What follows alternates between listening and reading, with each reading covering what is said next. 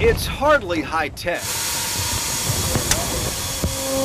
The fuselage of an old C-124, a Cold War relic set up like a 737. Main mission now?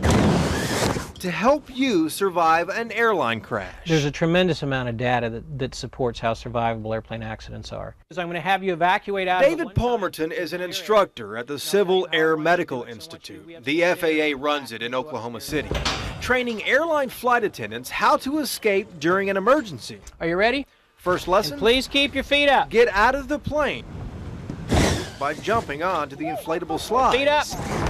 It is not as easy as it looks. Right. It doesn't make you cough. Palmerton then upped the stakes, adding smoke to the cabin and repeating the drill. You can breathe, but you cannot see. Let's evacuate. Let's evacuate. Keep your feet up. And that's just stage smoke, so you can just imagine what it would be like in real life. Our biggest fear is a smoke-filled environment, and as the saying goes, there's nothing more tragic than to see somebody survive the accident but not the evacuation. Here's one thing you can do when you get on an airplane. You can count the number of rows between the closest emergency exit and your seat. This has been talked about for years, but here's why. If you have to evacuate the cabin and it fills with smoke, you may not be able to see your way to the closest exit, but you can count your way there from the number of seat backs you counted on the way into the aircraft. Get to the door and pop it and get out. Before an aircraft can fly, manufacturers have to prove that the cabin can be cleared within 90 seconds. I think that people generally want to live. So when I tell you that you need to open up that door and get off, then I think that that's what you'll be doing. Maybe not. Watch what happened in the test earlier this year. The woman circled here in red agreed to sit next to an overwing exit. But when flight attendants began ordering an evacuation, apparently confused, she didn't open the door, costing fellow passengers precious moments to escape.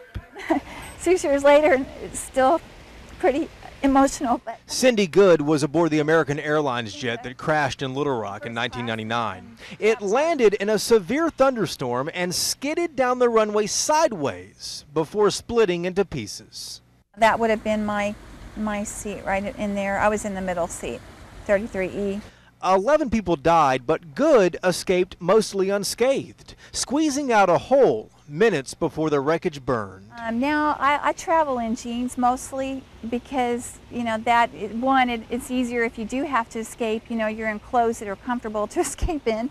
And second, they're not going to catch fire as easily as some other fabrics. The NTSB has investigated 568 accidents over the last 17 years, and 95% of the people survive. David Palmerton knows the odds. Okay. That's his job at the FAA. Let's evacuate. Let's evacuate. Not only to train flight attendants, but also to reinforce research that airline accidents are survivable if you know what to do. Keep those feet up. Jason Whiteley, 11 News.